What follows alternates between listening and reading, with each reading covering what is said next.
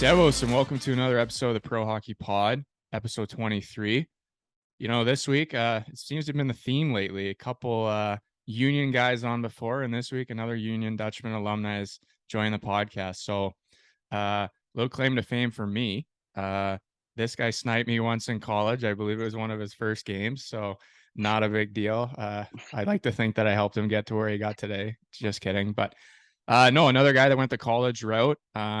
Was able to have some success in North America after that, both in the NHL and AHL, and now is currently playing in the top Swiss league in Lugano. Welcome to the podcast, Daniel Carr. Yeah, thanks for having me. So, like we always go back to the beginning with all our guests. So, you were born in Sherwood Park, Alberta, Canada. Is that where you first learned to play ice hockey and where you grew up?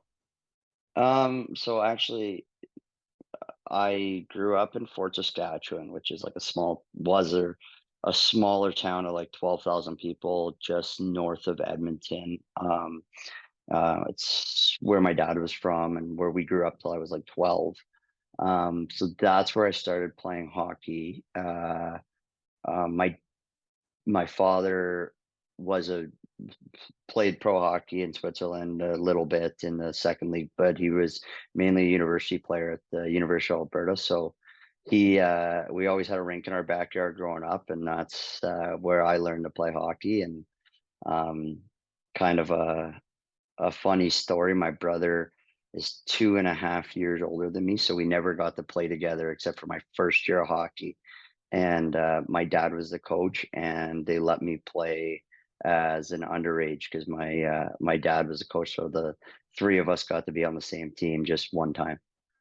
That Yeah, must have been a cool experience, little yeah, family it together. was. Yeah, it was. I think it was a lot of fun, and I still have lots of pictures from that year, so it was really cool. The rink in the backyard too. Like I think a lot of Canadians would relate that that was our childhood, like especially before global warming, a lot of places, and especially out in Alberta. I'm sure it was Mhm. colder than in Ontario was for me, but we had one too, and I'm sure that's played a big part in your development. So talk to me a little bit about like your minor hockey path. Like where did you kind of play most of your minor hockey, and how was it structured in Alberta? Because that's not something I'm very familiar with. Like in Ontario, it's like AAA, double A, single A. Like is it similar in Alberta or is it a little different? Yeah, when I was growing up, it was like single A, double A, triple A, all the way up to midget, which would be U17 or U18 now. So I started in Fort Saskatchewan, and then when I turned my first year bantam, so that would have been U15.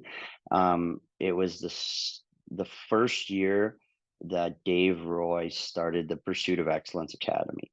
But it was completely different back then. Like we went to Kelowna for a year and we just practiced. And that was my first year bantam. So I'm a November birthday. I was a late grower, and I was really small.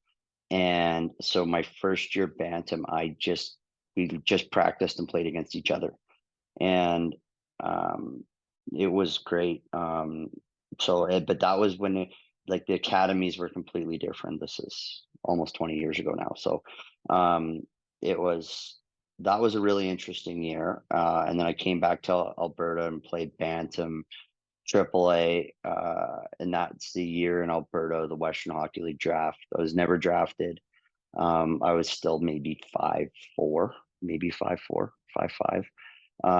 I played on a line where we were 1, 3, and 4 in Alberta in scoring for the Bantam Triple A League, and then from there I went and played in Alberta. They had set up like a 15-year-old league, so the 15-year-olds were only allowed to play midget Triple A or this 15-year-old league. And if they didn't make that team, then they went and played like midget A or something like that. So um, I played in that 15-year-old league, and from there, that's when um, I actually never played midget Triple A. That year, midget Triple A was the uh, first team I ever got cut from, and I don't know if I'm misspeaking here, but I don't think I got cut again until my first NHL camp. So yeah, Well, there's lots to talk about there. Like yeah, obviously, similar to the Juice who I've had on before, yeah, like yeah, small guys growing up and then didn't really yeah. hit their growth spurt. So when exactly did you hit like your growth spurt where you kind of got some size? The summer going into, I think I went that summer when I was 15, I went from like 5'4" to 5'9", and then my 16-year-old year, I started the year at 5'9" and ended at like, I think right now, like my running line on any height chest is I can cheat and get 6 feet. So whatever you want to take of that. But yeah, so I kind of grew. I was late, like I was 15, 16, so probably in the 17 growing still. Yeah. But with being, a late grower, as you say, like you Yeah. still were able to make the jump to the Alberta Junior Hockey League, which is a very well-known junior league in Canada at such a young age. Like you jumped at 16, did you not? And were able to, Hmm. have an Yeah. impact right away. Yeah, as a well, so like it was, it was different because I was still 15 when I was at the start of my 16-year-old year.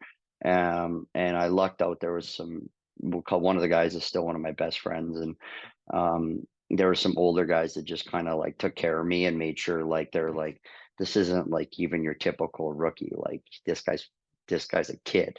And I was lucky that those guys kind of took care of me and took me under their wing.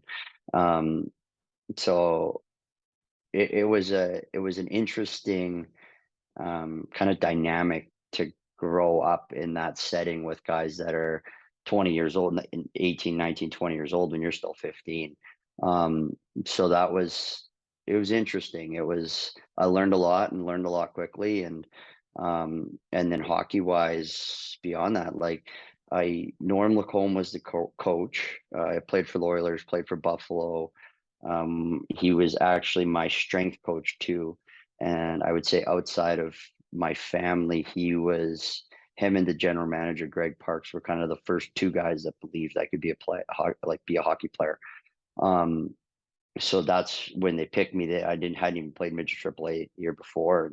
And they picked me for that team as a 16-year-old. And, they gave me opportunity to play. Like I played every game. And um, but by the end of the year, I had gotten a lot better, and like I said, I'd kind of grown a little more, got a little more physically stronger, and um, it was it was like when I look back, it was like one of the years that I just kind of physically grew, but also like grew as a person a lot more too, like to kind of like understand like this is something that I can do and something that if I work at, I keep getting better at it. It's something that there's an opportunity here for me to keep going in hockey. Well, that's a crazy like experience to have at such a young age, like something to learn like that, right? Because a lot of Yeah, guys, it comes later in life for some people, like they learn too yeah, late, where you were obviously exposed to yeah. it as you said, at 15. And I'm curious, so after that first year in the Alberta Junior Hockey League, like you've obviously did well, I would say, for being so young. You put up some points. Were you Hmm. getting any interest at all from like the Western Hockey League at that point? Yeah, I had so the following year, my 17-year-old year, I came in and I had a good start. I as a 16-year-old, no NCAA schools can talk to you directly, but they'd all just go talk to my dad. My father was a lawyer and did a few other things, but he had a small agency practice where he'd help players. Um, he started helping players that he played with at the University of Alberta, and then kind of always had two or three clients. So they were when I was 16, the schools would give him their card for having me call them, and for like Juice who knew my dad and those guys who knew my dad, it's kind of funny because he didn't even tell me about it. He was like, "No, just go play. We'll figure this out later." Um, and so the following year, I came in and had a good start, and then there was a bunch of Western Hockey League teams um, calling me to come play for them and leave junior A and go play major junior. And one guy, the assistant general manager of Red Deer, called me, and he was speaking to me, and I was 17, so I could talk to schools. I was already talking to a bunch of schools, and he said to me, he's like, I was like, kind of, no, I'm not really interested. And he's like, can I speak to your dad? And my dad was very pro college hockey, very pro, not even for the hockey part, but just for the life experience part of the growing up experience, and going to university and getting your degree and graduating, um, and so was my mom. And I remember this assistant GM was like, "Can I speak to your dad?" I'm like, "I don't think you want to do that." And he's like, "No, no, no, I really want to speak to your dad." I'm like, "All right." Gave my dad the phone, and he's telling my dad about the Western Hockey League scholarship program. And my dad asked him, uh, my dad says, "Yeah, and you know who runs that program?" Said the gentleman's name, and my dad goes, "Yeah, he's not the brightest guy," and hung up the phone. It was like, my mom looked at me and goes, "Well, I guess you're not going to Red Deer." So, yeah, Well, I guess that door's closed. yeah, I guess that door's shut. No, but that's like you raised, or your parents obviously had a strong belief of, going NCAA, for example, it's not just about the hockey, it's about the life experience and also like getting your education, which I think a lot of people, a lot of parents would support. Mine were the same way. When you get that degree, whatever you want to do after is up to you. And um, I'd say we both have been doing that. You ended up playing 3 years there in the Alberta Junior League, and then you end up, I don't know if it was halfway through the year, you end up going to the BCHL. I'm just curious, like what happened there, and like what made you want to change, or did just a trade happen? Yeah, I got traded. So we were in, like, I was we were in seventh or eighth place in Alberta out of 12 teams, or however many teams were in the league then. And Powell River was in first or second in their division, out out west. And I had played with Matt Bodie on the Team Canada West team, and so our GM had talked to me about what do I want to do, and I was like, well, it's my last year junior. I'd like a chance to win. And so then the trade came through for me to go to Powell River, and I knew Matt really well, and so I ended up going, and it was a great experience. It was very different. Like, I had only lived at home before, and so it was kind of a nice stepping stone for me to go out there. I like, the league is a little faster in BC than it is in Alberta, and it's just a little different style of hockey too. And being in Powell River, which is a very, very small town that takes two ferries from Vancouver to get to, and a different ferry from Vancouver Island to get to, was just an awesome experience. Like, I still keep in touch with one billet family that I was with, and it was great people there, and just Kent Lewis was the coach, and he was really intense, and I learned a lot from him, just about showing up to compete every night, and not just kind of skilling your way through the game. And it was a great experience for me. It wasn't always easy for me there. I think I got there and didn't score for like the first 5 or 6 games, or I scored the first game and then didn't score for 5 or 6. And um, it was a great experience for me to kind of learn how to adjust quickly, and living wise and on the ice. And I loved it, and I was really grateful, because I think one of the biggest things that came out is kind of got uh, got to know Matt Bodie even better, and he was going to Union with we were going to Union together, and um, it was just a it was an awesome experience. We ended up losing to Vernon in Game 7 of the BCHL championships, and Vernon went on to win the Royal Bank Cup. So, um, and one of our other classmates was on that Vernon team, or from Union, was on that Vernon team. So he had a little bragging rights for the next, still, actually. Still going. No, you brought one thing you brought up, which I think it was important, and I was going to talk to you about Union because it felt like that transition for you was like seamless, like from junior to school, because obviously you were very productive in your years there. But just what you talked about, like going to the BCHL there, like you never lived away from home, like you got used to all that stuff. It probably, as you said, like prepared you to have an easier transition to going to college because obviously college is far away from home. You knew kind of what to expect, like living on your own. The coach in the BCHL was teaching you how to compete, and obviously you had two coaches in Union that were all about hard work and competing. So, um, what made you end up choosing Union? Because you said before, like you were talking to a lot of schools. So what evidently like was like Union College's like school I want to go to? So I was actually committed to Princeton. Um, I was like unofficially committed to Princeton. Guy Godowski's the head coach of Princeton, or was the head coach. Now he's at Penn State. And Guy is from Edmonton. And his father goes and watches all the Alberta Junior League games there, and he knows every player. And they had called me. They were one of the first schools to call me and been like, "Come here." And I just couldn't get in. And it was like one of those things that everything happens for a reason. You learn certain skills at different points in life. And they had a deal that I had to tie their lowest academic index player, which is like a combination of your SAT score and your high school grades. Mm, I had to tie their lowest player and they would let me in. Um, and I just couldn't, or I didn't get a high enough grade on the reading comprehension.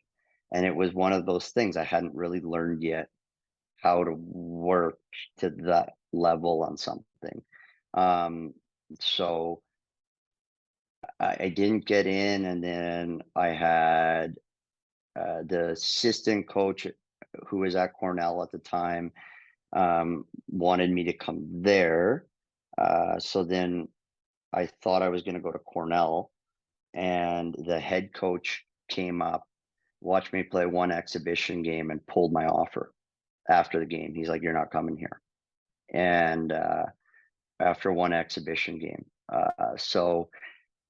after that, I visited Union, and I got there, and I just kind of spent some time around the culture and around um, the Coach Lehman, Coach Bennett. Coach Bennett was actually the one who first saw me play, and then Lehman came out the next day to watch me play, and they wanted to bring me in, and so I went there. I walked around campus. I loved it. I loved every second of it, and I kind of just liked the people around the program, like, um, and where I felt the program was going, um, and just had a good feeling about it. Like I wanted to go to a good school in Edmonton, where my family had moved to in Sherwood Park. I lived 25 minutes from the University of Alberta, which is a very good school. So I didn't want to leave home to go to um, uh,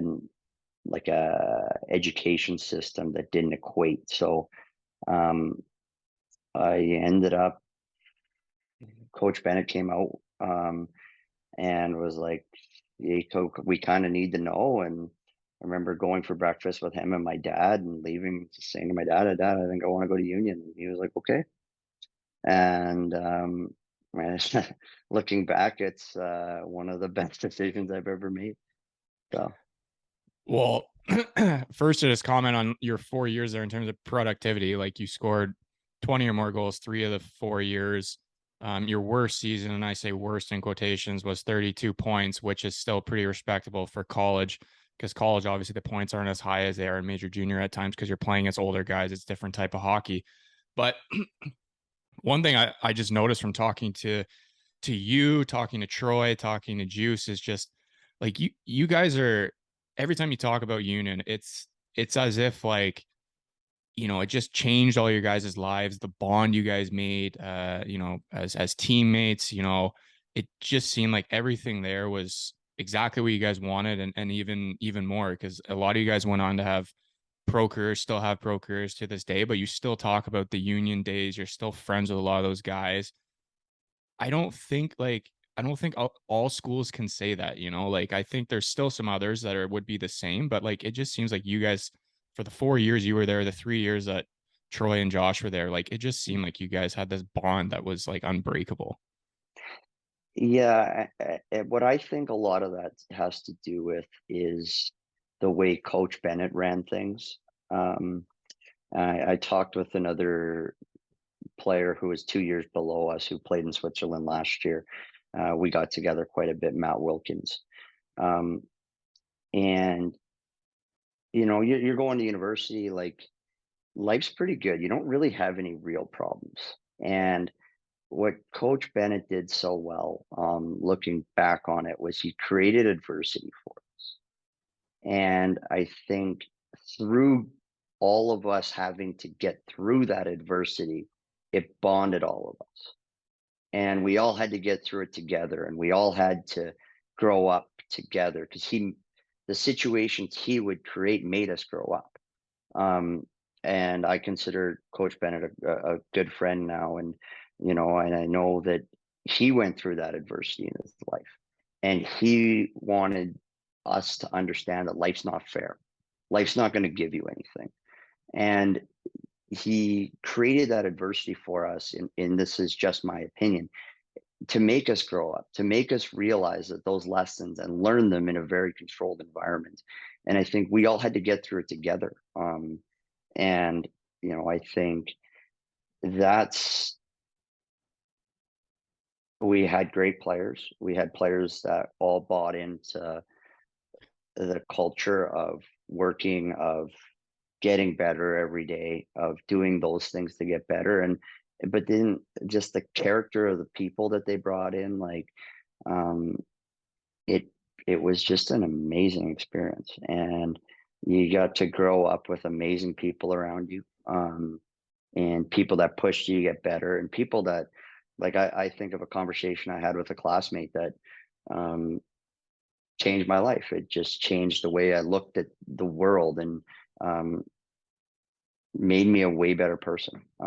Like, we had people around that did that for that pushed you to do those things, and um, it's a special bond that we all have, and I think it's still like a special place in all of our hearts.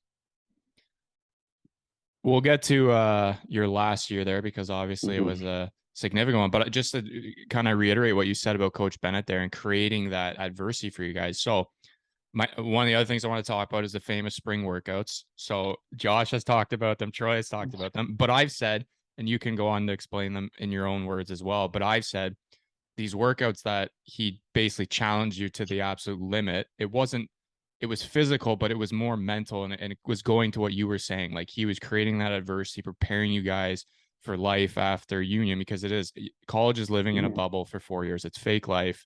You really have yeah, no worries, as you said. But then life after that, whether it's pro hockey, full time work, playing in Europe, whatever it is, there's going to be unfair moments. There's going to be things that you have to earn everything you get. And I think that's how he really prepared you guys for life after. But, anyways, let's hear about your spring workout stories. Any of them you want to share? uh, um, well, it's tough because this is 10 years ago, like 14 years ago on some of them, and the culture was different just in the world. So it's tough. I think the funniest one, we had this 4:30 a.m. workout, and one guy had missed a meeting with the athletic director the day before, and he was encouraged to wear a clock around his neck the whole workout. And he was a tall, skinny guy, and it was his choice to wear it, and he'll tell you that himself. He's tall, skinny guy running around with this big clock around his neck.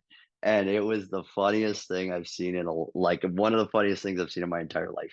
And I'll never forget, dude. He just was like looking at him, and he just looked back at me and goes, "I missed the meeting with the AD yesterday, so got to figure out what time it is." think he think he learned Uh, his lesson on that one. yeah, I think he learned his lesson. Yeah, that was funny. That is very funny. I'm sure a lot of the boys were laughing and hard to take their actual workout seriously. But as I mentioned, you were one of the guys that ended up staying for 4 years at Union. So like the other two guys Mhm. we've had on, they end up leaving. They went signing pro, and evidently you get to be one of the lucky ones who ends up winning a national championship that last year. Um, I'll just let you take us through the year, basically the feeling of winning, and again, just kind of that camaraderie, like how everything kind of fell into place. Well, our starting goalie got hurt the first game of the year.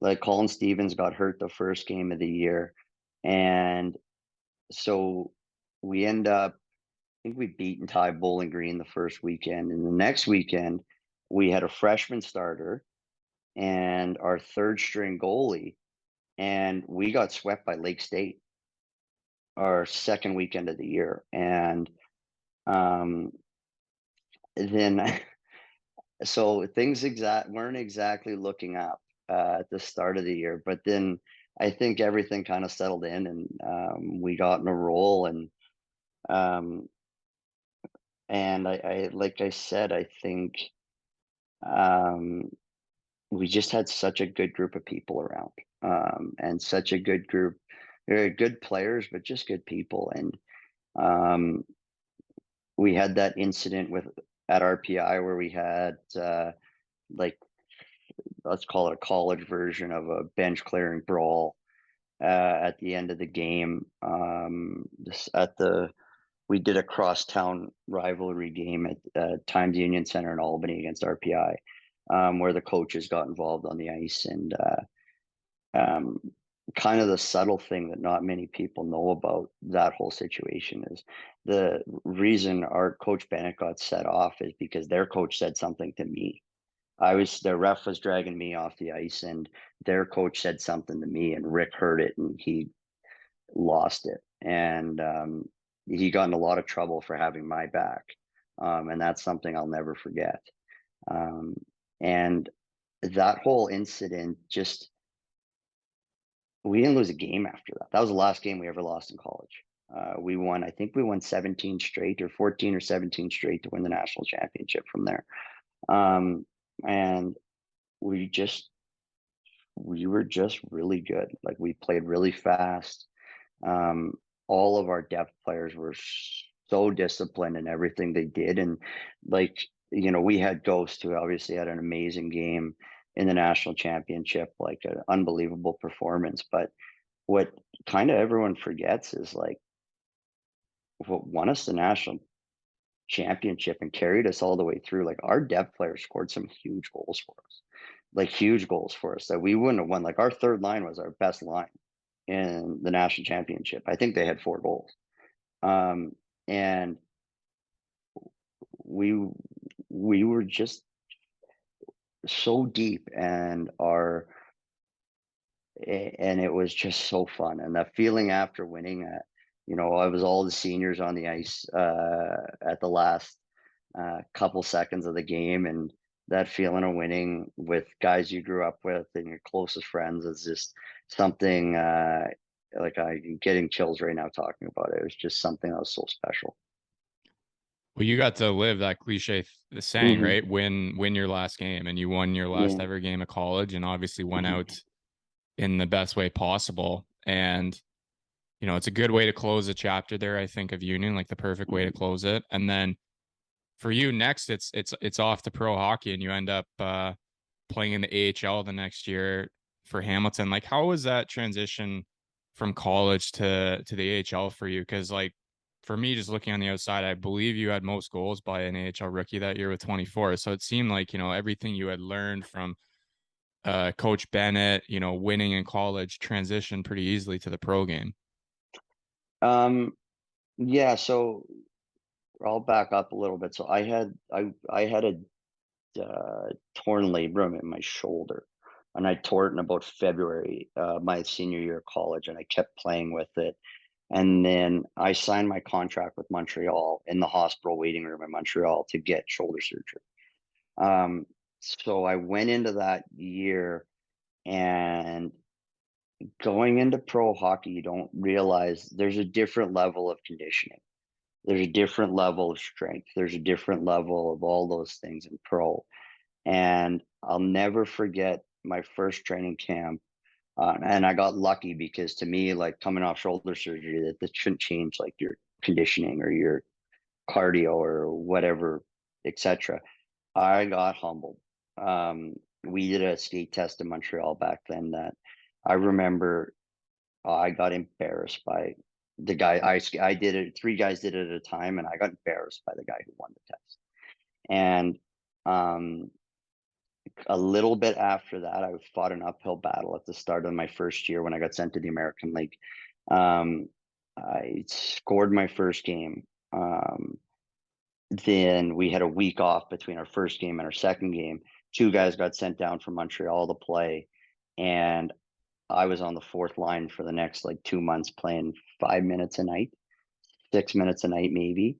Um, but as things go, um, I couple guys got hurt in the organization on our team. Couple guys got hurt in Montreal, so guys got called up. Kind of had stuck with it and just um, kept going. And I started to play more, and then started to figure out a little more, and started to score. But yeah, that first year I think I had 24 goals, but I think I only had like four at Christmas. So I had 20 goals in the second half of the year. Not obviously like the players you're playing with definitely get better as you move up the lineup. So that helped a lot.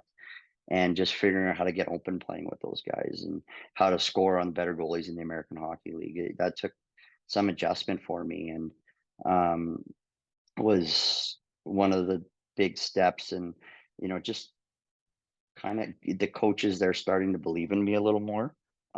And Sylvain Lefebvre was the head coach my first year in Hamilton, and he was the head coach in the American League the whole time that I was in the system. And it was one of those things we started out like a little tricky, and kind of he ended up being one of my biggest supporters in North American pro hockey. And evidently, after that first year, you end up the next year, and I'm not gonna say I know if it was a call up or if you made it right out of camp. Either way, you still get to live out every kid's dream, which is playing the NHL, especially for the Montreal Hmm. Canadiens and original six team. Hmm. Before you talk about like how that experience was, like first game, first goal, etc., I remember watching you on the 24/7. So when PK, the show starts off with PK being followed around, and he comes in with his suit in that like yoga mat thing, and you were one of the guys eating at the table, and right away I'm like, I know him. I've seen this guy before. Like it was just like cool to like see like, your first year is the year that they're doing the 24/7 Montreal versus Boston. Like that must have been cool too, to be a part of that. Yeah, it was really cool.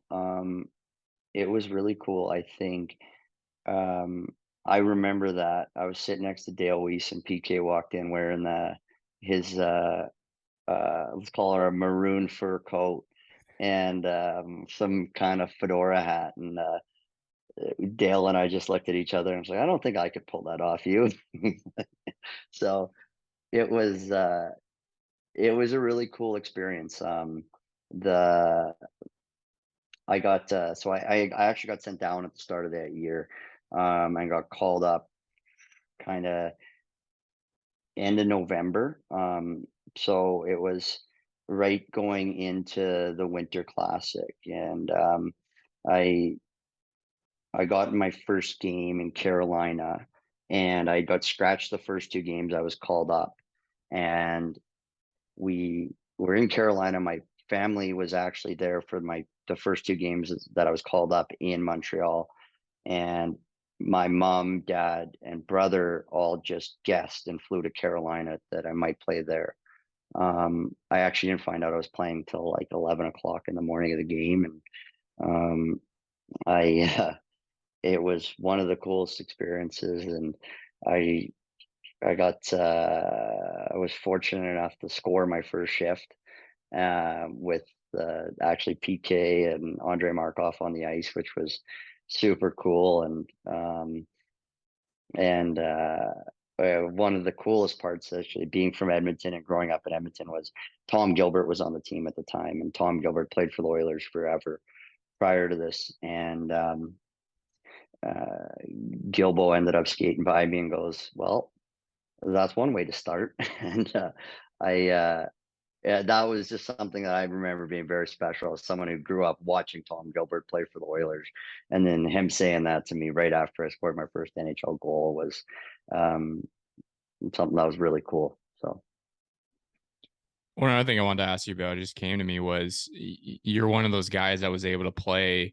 I know he was injured a lot, but was to be able to play with Carey Price. And I'm just wondering, like, I mean, that guy's resume speaks for itself, but like he seems like just like a great person as well. But then like on the ice, that guy was just always able, when healthy, to find a way to, I would say get Montreal further than most people would have predicted because he was always just, yeah, especially in playoffs, was on his game. he, like, Kerry's a really, really good person. Like, he's a really good guy. And we used to, like, guys would be betting on how many times we could score on Kerry in practice. And a lot of days the over under was two. Because when he was healthy, he was that good. Like, you didn't get the score on him in practice, and um, when he was on his game, just watching him play, it was unbelievable. And like, you don't realize how big he is until you're on the ice with him. And he was always so square that you literally look and you have nothing to shoot at is the first problem. And the second problem is he knows where you're going to shoot before you do.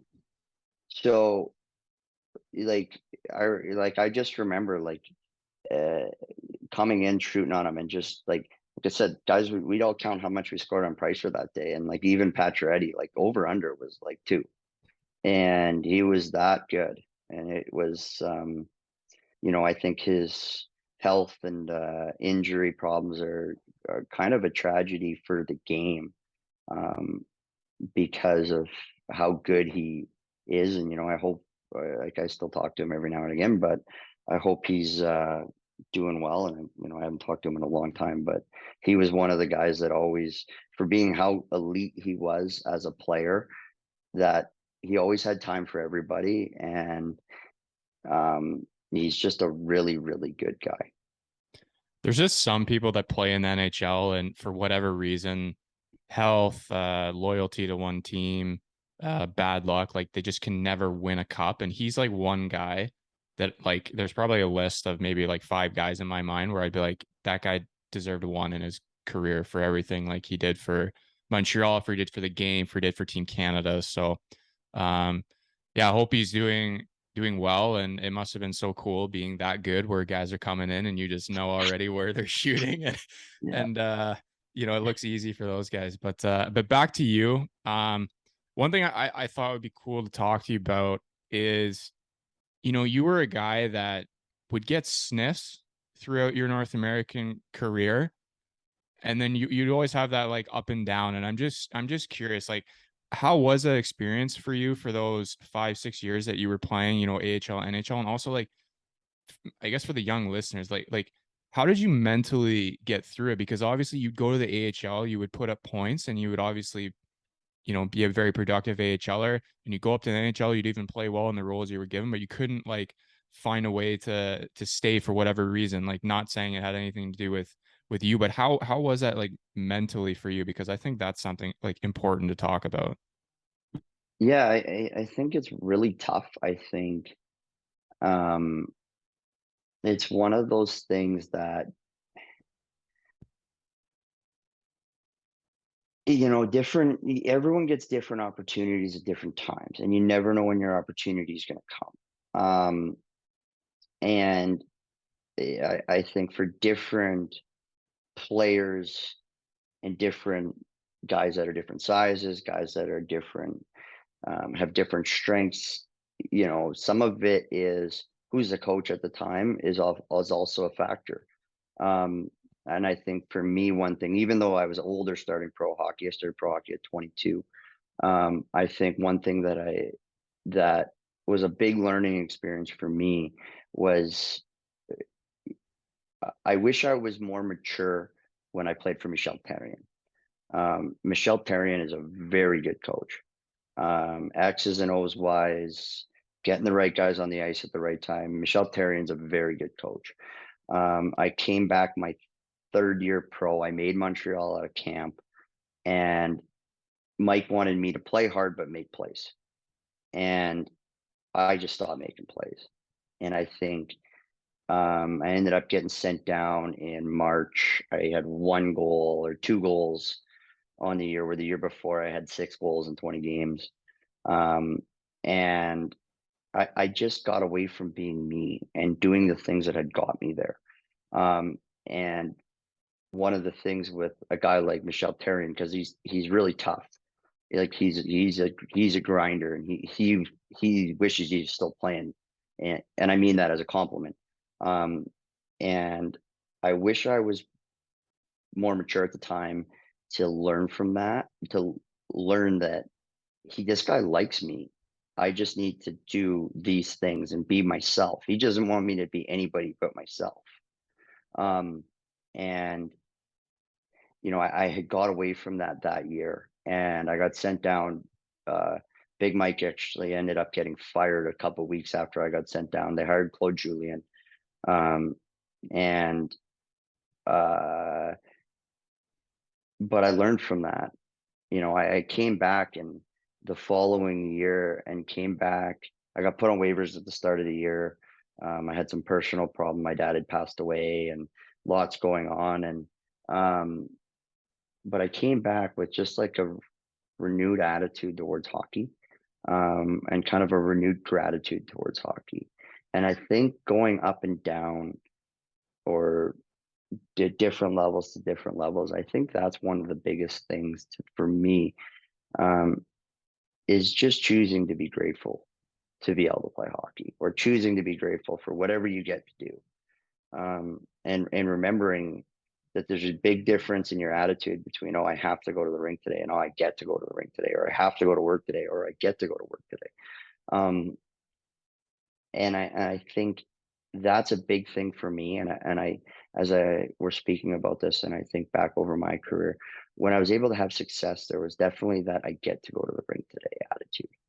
Um, but that experience with Michel Therrien got me back to that. Just be myself. Go out there, make plays, and you know what? When you're on the third or fourth line as a younger guy, you don't have as long a leash. And there's times when you got to make a read that you want to try to make this play, but if I turn the puck over at the blue line, I'm probably not going to play. Um, that you have to chip it in, but there are still times on the ice to make plays, and um, getting back to being myself, and having that, I think, really extended my career in North America and got me back in Montreal that following season. And um, even wherever I was the following years, it got me a lot more opportunities. It's a really respectable and great way to look at it. And I hope a lot of people listening also look at it like that. And it's not always easy to look at it like you said, but it is like, I get to play hockey today, whether it's AHL or Switzerland or NHL, Yeah, versus, oh man, I have to play today.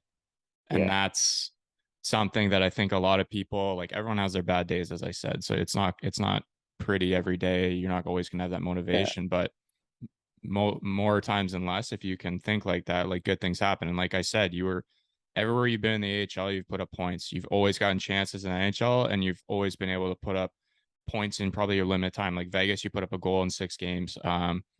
Nashville, you had a goal in 11 games. When you came back, I believe it was the COVID year, that when you first went to Lugano, like when you came back, you yeah. got a chance at Washington, you still put up a point. So like, my point was, like, I was just curious, like, how the mindset was, but clearly you have the pedigree wherever you go, like, you're finding a way.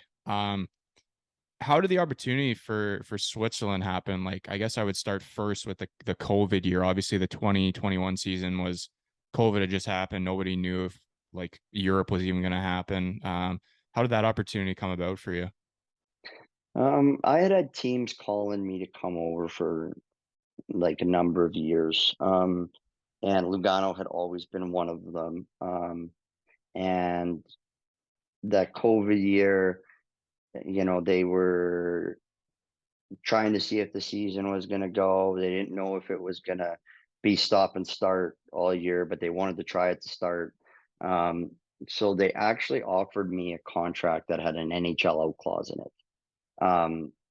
So that I had a 6-week contract with an NHL out, and kind of they were like, "Well, come try it, see what you think of it here, and see where you want to go." Our general manager's from Edmonton, actually, in Lugano, so I've known him for a long time, and he had been trying to get me to come here forever, as I said. And so it was my agent called me and he's like, "Dan, this is an unbelievable deal. You got to take this."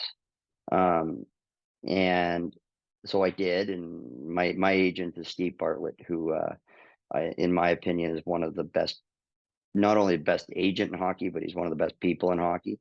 Um, and one of the most definitely one of the most respected people in hockey. And when Steve actually normally Steve, it's always a conversation where he kind of tries to help you make your own decision. When he tells me that this is an unbelievable deal, you need to take this, I listen. And so I came over and I liked it. I loved it. I spent 6 weeks here. Um, I was really enjoying it. And then Peter Laviolette was the head coach in Nashville when I was there. Part of the reason that I signed there, and I was mixed on whether I wanted to go back to North America. And on free agency day, my agent called me and said that Washington had just called him. Do I want to come back? And it was kind of one of that thing that my dream was still to try to get back and try to play in the NHL. And I decided to go back. And that COVID year in the NHL was a really long year. Washington was great, but as the Washington Capitals often are, they're right against the salary cap. I think one day we had $4 of cap space, and I was on the taxi squad all year, and I was very fortunate. For most of the year, they treated me like I was on the team. I was in the dressing room with the guys, and traveling with the guys, and they just treated me like I was on the team. But because of the cap situation, no one could play. So there was games that there'd be four of us on the taxi squad sitting in the press box, and we'd have 17 players playing because there was $4 in cap space. Nobody else was allowed to play. Um, so it was a long year, but as you know, a few times guys went down with COVID, and I was able to get 6 games in. And in playoffs, I actually played my last game in the NHL. It was a playoff game in Boston, Washington, um, and that was like I remember when we lost out, I was like, you know what, I think I'm good. Um, that was a great way to end it, and over here and go over to Europe and enjoy a little different role in hockey. And yeah. It's good that you like had that, I would say, maturity or like understanding that you were comfortable being like, you know what, I've had my chance in the NHL. I've had more than probably some people, or there's a lot of people that would love to have had the chance I've had. I'm good. I'm gonna go now. Focus on Europe because obviously Switzerland's a great place to play. And Lugano, you've been there for, if you include the COVID year, this would be your fourth year there. Mm. Uh, I'm curious. So I had a fan write in, aka Juice. Um, just wanted to talk about obviously your dog Judge and how you guys have been overseas for the last couple of years, kind of like him and Charlie, and Yeah. just yeah, how Judge has obviously helped you because obviously having a companion like a dog obviously helps you, go overseas because moving to Switzerland, it's not always easy. Like you guys are obviously treated well, but how's the experience been for you and Judge? Yeah, it's if you asked us both, I think we'd both have the same answer. Like it's been awesome. I mean, Judge is the same Australian Shepherd as Josh has, and he loves it over here. We got off the, or I tell him we're going to the airport, and he knows where we're going, and he's super excited. Um, I think my experience here has changed a little bit from being simply a hockey experience to being a combination of hockey and life. And I think that's enhanced my hockey experience here.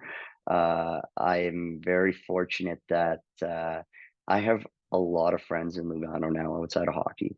Um, I was fortunate enough to meet some great people, and I give the example of last year at Easter.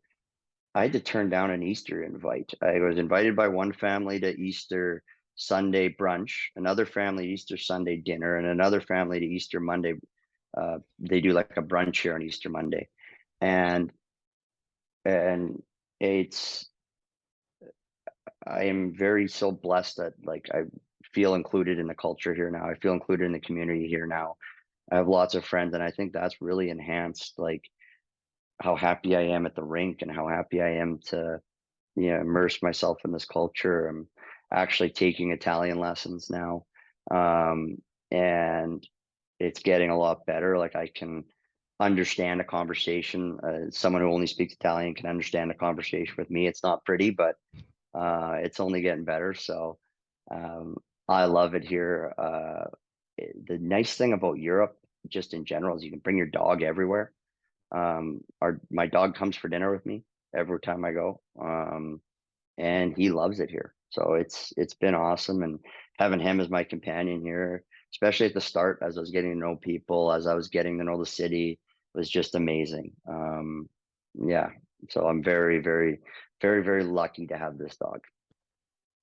Well, the adjustment, like anywhere in Europe, doesn't matter where it is, Switzerland, Germany, Italy, France, whatever. Like it's different from North America, and to have someone like Judge with you, it obviously makes things easier. But one thing you brought up, which I think is good, and if there's anyone interested who is going to go to Europe in their life to do whatever, a professional sport or live there, like you've embraced yourself in the culture. So as you said, you've made friends outside of hockey, which is huge because it makes life easier. Because some people, they only know teammates, and then when the teammates aren't around, they have no one else to hang out with, or if the teammates are busy, they have no one to hang out with. Where you have, these other families, friends that you've made, you have obviously Judge, as I said, and also the fact that you're learning the language. Because I will say this from personal experience, when you can learn your country's native tongue, or like be able to understand it a bit, it's like a whole new door opens in terms of like living, because you're not afraid to go places. If someone speaks to you, you don't just like freeze up in front of them, which kind of, you know, puts a negative on your experience in Europe. Like you, as you said, your Italian might not be pretty, but you can understand people when they speak to you, and you can give some sentences back and they probably understand you. I think that goes a long way in living abroad. Well, I think it's just a general principle in life that and I think it ties back to what we were talking about is like our experience at Union with Rick Bennett running it. It is what you make it. Um, and moving to Europe or doing anything new, it kind of is what you make it. Like you got choices to make, and you can either say yes or no. And when you come to Europe, it's like, do you want to learn the language or do you not? Your answer to those questions is going to determine your own experience. And I think like learning Italian here, saying yes to invites from people at the start that I barely knew and I've become really good friends with. Um, I think a lot of something like moving to Europe or moving or just in general, saying yes to things just enhances your experience. And I think it's definitely changed my experience to Lugano. This place feels like home to me now. And um, like I said, I was so excited to get back here for this year, and so was Judge. And yeah, I'm excited for what comes for us this year. Yeah, you guys have a good team again, so I'm maybe excited watching you guys. One person I wanted to ask you about, Juice told me to bring it up, but I remember watching him when he was the coach in Geneva back when I was in France. I used to be an hour away from there, but Chris McSorley obviously was your coach for a bit there.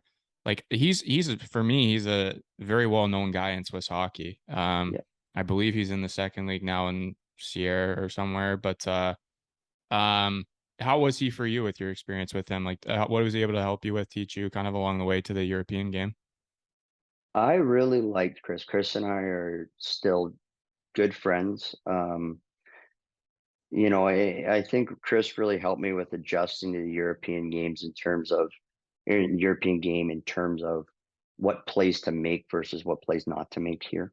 Um, it's a different style of hockey here. Your role as an import is different than just playing in North America, and he really helped me adjust to that. He really helped me, just as Chris can do better than anybody else, lay it out for you in black and white. And Chris and I are really good friends. I really enjoyed Chris as a coach and as a person in general, to learn about Switzerland from. He's been here a long time.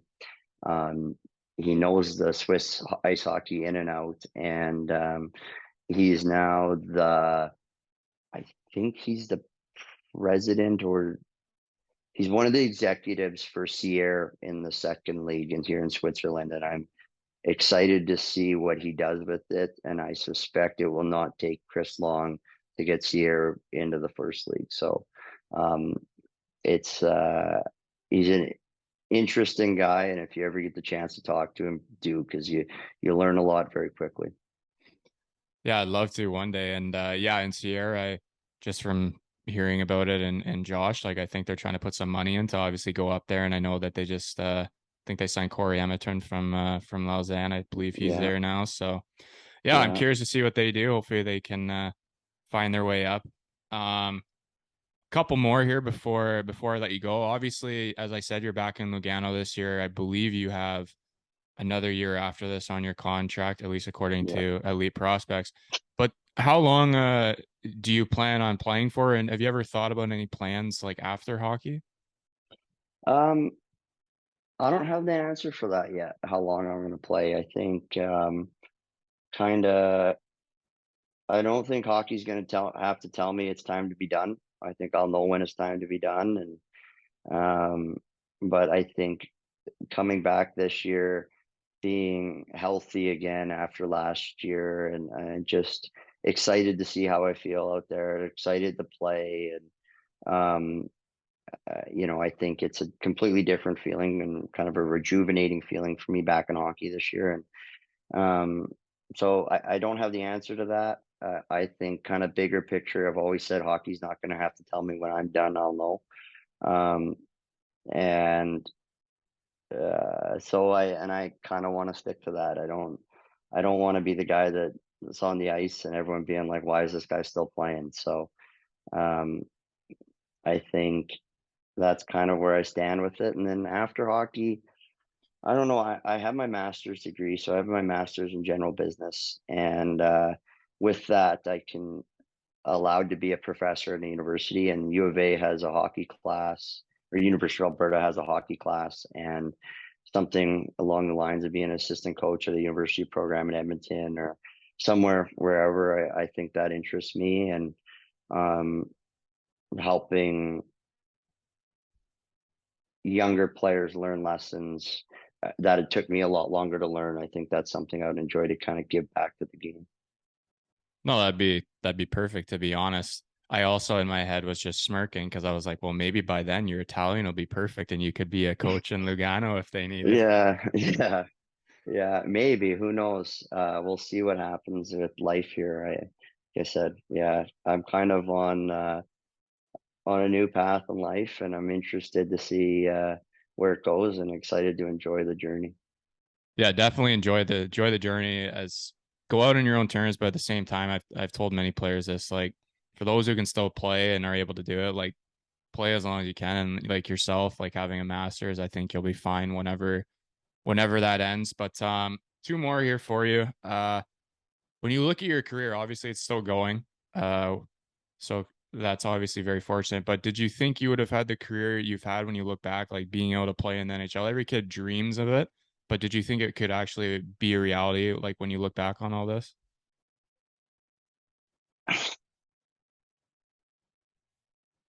I've never really thought about it. I don't know. I feel always, starting with like my parents. I feel very grateful that I always had people around me that believed in me. Um, and kind of helped me believe in myself. So I don't I don't really have an answer to that. I think kind of I guess a half-hearted answer is me and another guy were in Lugano, Joey Lalegi and I were talking yesterday that it's been 10 years of pro hockey for both of us. And yeah, it's like kind of had to think about that for a minute because when I was playing 4 minutes a night in Hamilton, my first month of pro hockey, I didn't think I was going to make it 6 months. And here we are 10 years later. And um, yeah, it's been a wild journey, but I'm kind of grateful I got to be on it and learn a lot and learn a lot of lessons along the way. It's crazy, man, where life Yeah, takes you. And as you said, yeah. Hamilton, you weren't sure how long this would go, and here you are 10 years later. So it's awesome to see. Last one here, and I think this one's always good to end on. I like to kind of pick your brain on this, but also like give some advice for the younger generation. So if you have one piece or maybe multiple pieces of advice, if you do, what would you give your younger self and maybe the younger generation? So if you're speaking to younger Daniel Carr, who's 16 years old, what a piece of advice or multiple pieces of advice would you give him?